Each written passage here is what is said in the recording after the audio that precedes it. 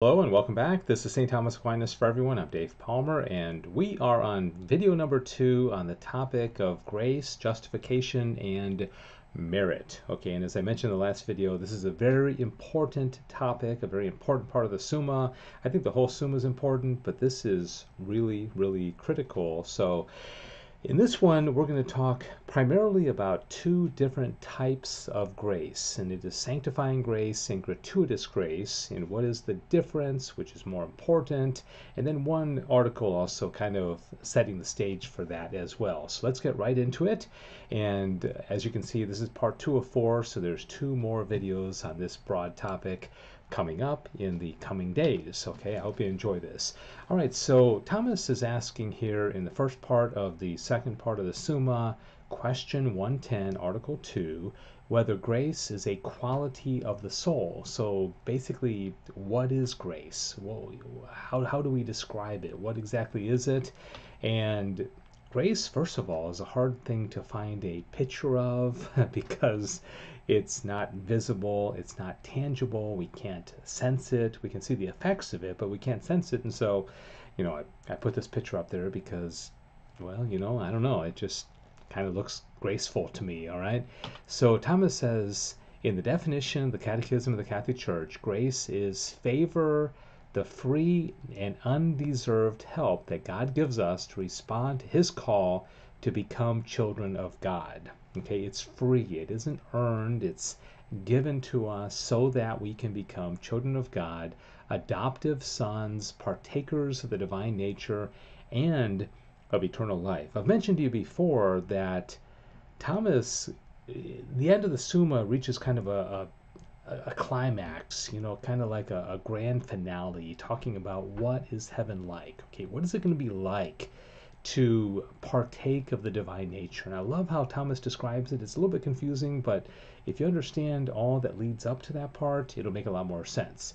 The means by which God grants his grace are many. Okay, there's not just one way that we receive grace. All right, so here we go. It is not fitting that God should provide less for those he loves, that they may acquire supernatural good, than for creatures whom he loves, that they may acquire natural good.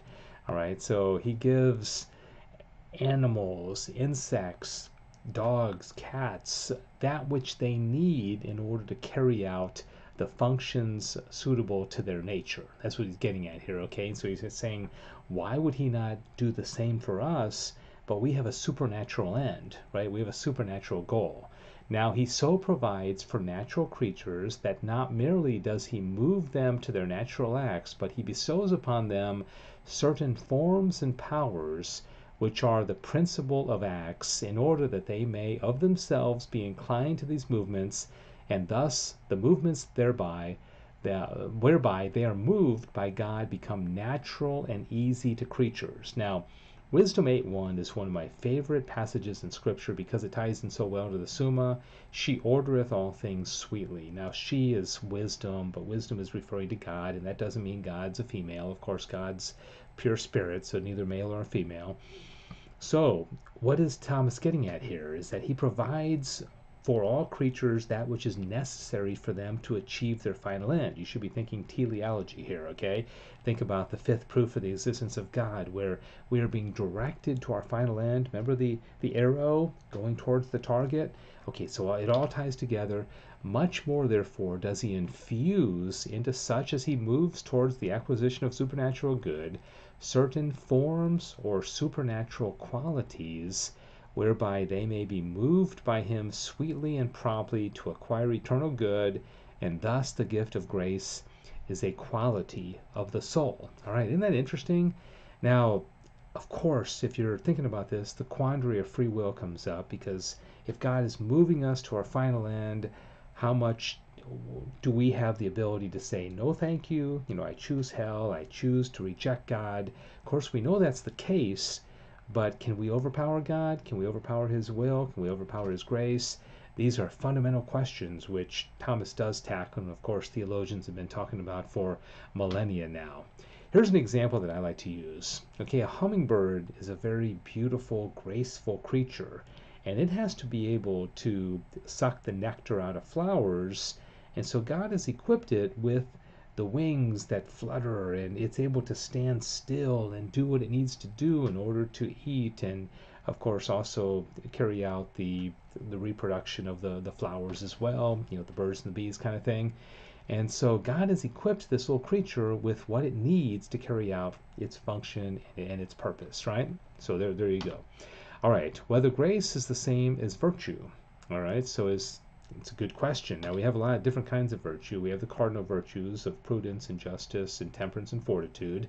Those are acquired virtues. Prudence is intellectual. The other ones are moral virtues. We also have faith, represented by St. Mother Teresa, hope, and charity. Now, these are infused virtues. So what's the difference between an infused virtue and grace? Is there a difference? Thomas says, it is clear that the virtue of a thing has reference to some pre-existing nature. All right, from the fact that everything is disposed with reference to what befits its nature. Now, that's a really interesting statement. Okay, everything is disposed according to what befits its nature. Nature is very important, but it is manifest that the virtues acquired by human acts are dispositions whereby a man is fittingly disposed with reference to the nature whereby he is a man. Okay, whereas infused virtues, faith, hope, and charity, disposes man to a higher manner and towards a higher end, and consequently in relation to some higher nature, for example, in relation to a participation of the divine nature. Okay, that's our goal, that's our purpose, beatitude, right? Article 1 of the Summa, we are directed to something that surpasses our nature. So we need grace, we need something supernatural to help us get there. And it is in respect of receiving this nature that we are said to be born again as sons of God. And thus, even as the natural light of reason is something besides the acquired virtues, which are ordained to this natural light, so also the light of grace, which is a participation of the divine nature, is something besides the infused virtues which are derived from and are ordained for this light. Hence the apostle says, for you were hereto darkness, but now light in the Lord. Walk then as children of the light. So grace and infused virtues are similar. They're supernatural. They're a gift. They're not acquired, but they're not exactly the same thing, right? For as the acquired virtues enable man to walk in accordance with the natural light of reason, so do the infused virtues enable a man to walk as befits the light of grace. So there is a connection, but they're not the same thing. Okay, hopefully that makes sense. All right, is grace divided into sanctifying grace and gratuitous grace? My guess is that between those two, you're probably more familiar with what sanctifying grace is. And you probably know that we receive sanctifying grace in the sacraments. Okay, so like baptism. Isn't that a cute baby? That is just such a beautiful baby. Or the sacrament of confession. We receive sanctifying grace. In confirmation, in the receiving the Eucharist, okay, at Mass, every time we go to Mass. This is sanctifying grace. But what is it exactly, and how does it differ from gratuitous grace? Well, I'm going to explain it. The apostle says, those things that are of God are well ordered. Okay, that sounds like Wisdom 8:1, doesn't it? Now, the order of things consists in this, that things are led to God by other things, as Dionysius says, and hence, since grace is ordained to lead man to God, this takes place in a certain order so that some are led to others by God. This is in reference to gratuitous grace.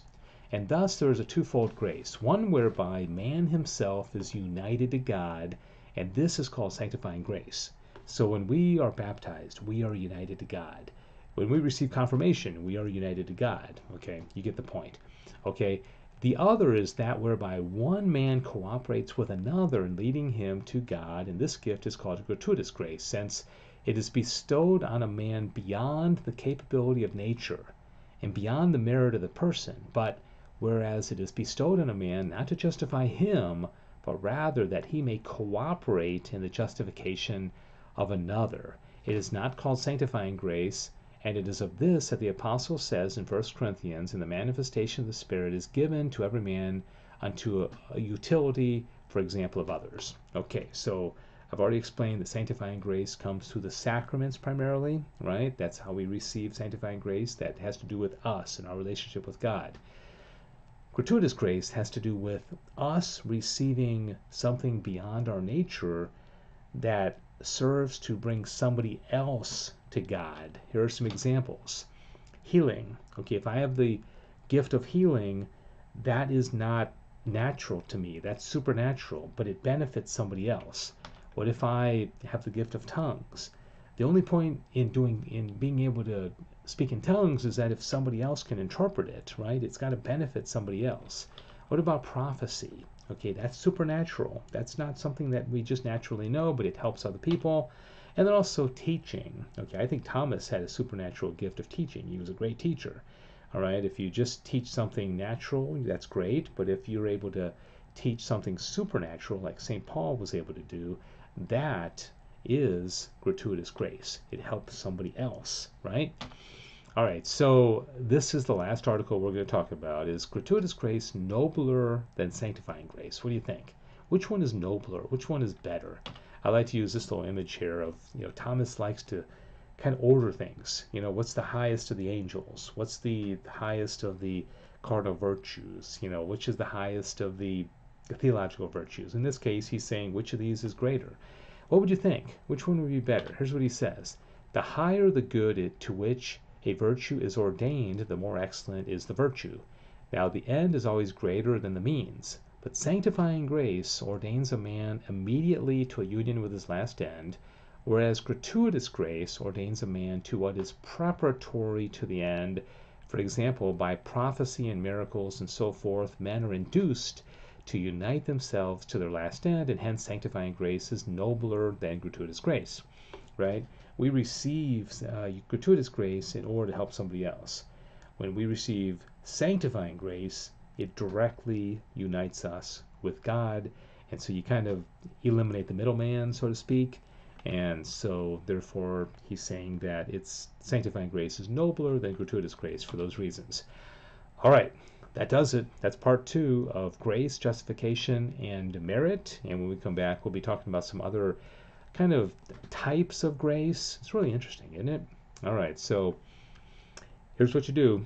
I hope you're enjoying this. Comment, like, share, subscribe, all that kind of good stuff. All right, let's get a conversation going so that we can learn the Summa together. I'm just a guy that enjoys it a lot. I can learn from you, and hopefully you're learning from me, but I would appreciate any feedback that you can provide. Okay? Thanks for watching. This is St. Thomas Aquinas for everyone. I'm Dave Palmer. God bless you.